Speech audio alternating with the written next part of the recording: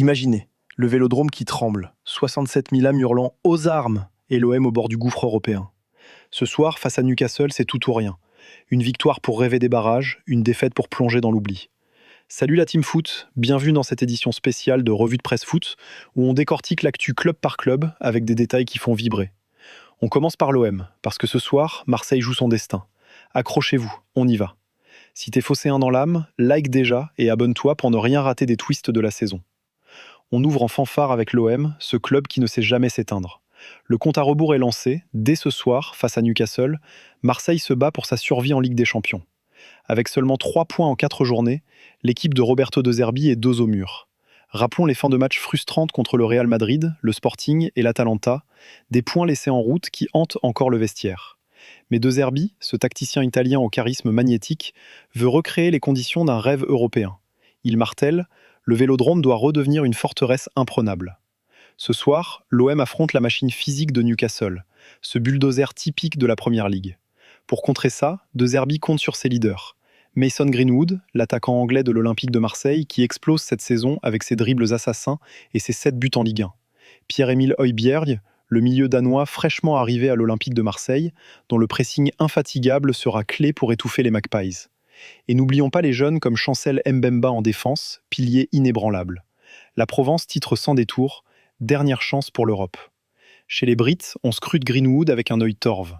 Malgré sa réussite à Marseille, 12 buts et 5 passes décisives toutes compètes confondues, son passé controversé en Angleterre refait surface. Les photos et enregistrements de 2022 ont marqué les esprits, même si les charges ont été abandonnées et qu'il file le parfait amour avec Harriet Robson.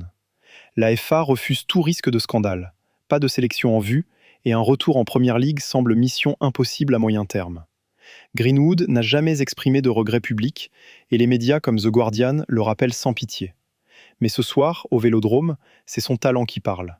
Prédiction maison, 2-1 pour l'OM, avec un Greenwood décisif. Et vous, qui voyez marquer, dites-le en com. Direction Paris, où le PSG joue la carte de la sérénité. Malgré une cascade de blessures, on pense à Achraf Hakimi, parti à la CAN avec le Maroc, Luis Campos, le directeur sportif du PSG, opte pour la prudence au mercato hivernal. Pas de folie dépensière. On a un effectif suffisant pour viser une seconde place en Ligue 1 et les 8e en Champions, clame-t-il. L'idée ? Prioriser la polyvalence plutôt que doubler chaque poste et ouvrir la porte aux pépites du centre comme Warren Zaïre-Emery ou Seny Mayoulou. Les absences devraient se résorber début 2025, sauf pour Hakimi. Paris ne bougera qu'en cas de coup de maître ou de départ surprise. Sur le départ potentiel, Matvey Safonov, le gardien russe du PSG, qui peine à s'imposer face à Donnarumma, et Luca Beraldo, le défenseur brésilien du PSG, courtisé par plusieurs clubs italiens. Avec 28 points en Ligue 1 et un top 8 européen en vue, le PSG mise sur la stabilité. Mais attention, la concurrence affûte les crocs. RMC titre « Campos, le sage qui évite le chaos ». Sage décision ou regret à venir ? On en discute sous la vidéo. On reste en France avec un aiglon sous les projecteurs. Tanguy Ndombélé, milieu de l'OGC Nice. Le Français doit faire tomber le masque, littéralement, après un coup à la mâchoire qui le contraint à en porter un, mais surtout figurativement, face à ses performances en demi-teinte depuis le début de saison.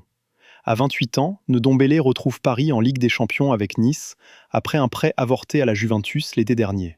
Sa saison ? Perturbée par les pépins physiques, mais il reprend du rythme sous Patrick Vieira. Didier Deschamps le garde dans le viseur des Bleus, et Ndombélé alterne entre l'axe et l'aile avec brio. 4 buts, 3 passes en Ligue 1. Il renaît sur la Côte d'Azur. L'équipe titre « Ndombélé, le retour en force ». Ce soir à Paris, c'est son match pour briller. Force est avec toi, Tango. Toujours en Espagne, mais cap sur le Barça ce soir à Stamford Bridge. Sport titre, le grand défi. Face à un Chelsea à 7 points, à 2 longueurs du top 8, c'est crucial pour viser direct les 8e. Une victoire consolide avant Francfort, Slavia et Copenhague. Un nul ou pire, et la qualif directe s'envole. Hansi Flick, l'entraîneur du FC Barcelone, a déjà gaspillé 5 points. On doit être impitoyable. Côté Blues, Marco Cucurella met en garde sur Lamine Yamal du FC Barcelone. Ce gamin est un cauchemar pour les latéraux. À 17 ans, Yamal terrorise avec ses 9 buts et 7 assists. Cucurella rit jaune, c'est collectif avant tout. Chez Chelsea, Estevao progresse sous Enzo Maresca, sans comparaison hâtive avec Yamal. Mauvaise nouvelle, Cole Palmer, l'anglais de Chelsea FC, out pour fracture d'orteil domestique. Cucurella, coup dur, il revenait pile pour nous. Au Barça, Rafinha du FC Barcelone renaît après 2 rechutes, 2 mois d'absence. Flick assume, erreur dans la gestion, mais on avance prudent. Le Brésilien, j'ai forcé le retour, j'assume les 2 rechutes. Bonne nouvelle, Eric Garcia du FC Barcelone prolonge jusqu'en 2030. Polyvalent, arrière droit, central, gauche, milieu, valorisé à 25 millions d'euros, il a joué tous les matchs sous Flick. Tournant majeur en 1 an. Barça, à toi de briller à Londres. Traversée express en Angleterre. Hier, choc à Old Trafford. Everton crée la surprise, 1-0 face à Manchester United. Malgré l'expulsion précoce d'Idrissa Gueye d'Everton FC pour un coup sur Michael Keane d'Everton FC, Kieran Dowell des Rangers FC, buteur pour Everton, scelle la victoire. Première équipe à gagner là-bas en infériorité numérique en PL.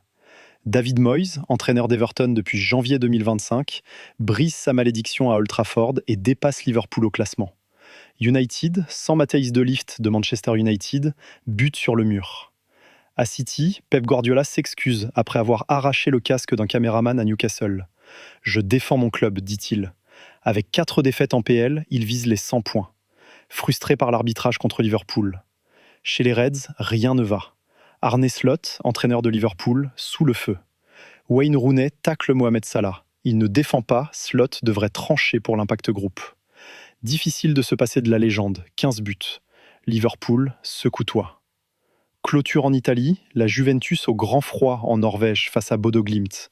Moins 8 degrés Celsius, vent violent, terrain synthétique, cauchemar pour les Bianconeri.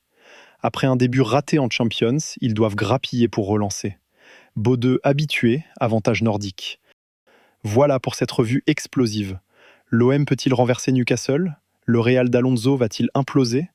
Dites-moi votre prédiction en com, like si t'as kiffé, abonne-toi pour les analyses hebdo et active la cloche. Prochaine vidéo sur le choc PSG-OM. Partage avec tes potes footeux et à la prochaine Force Foot. Peace.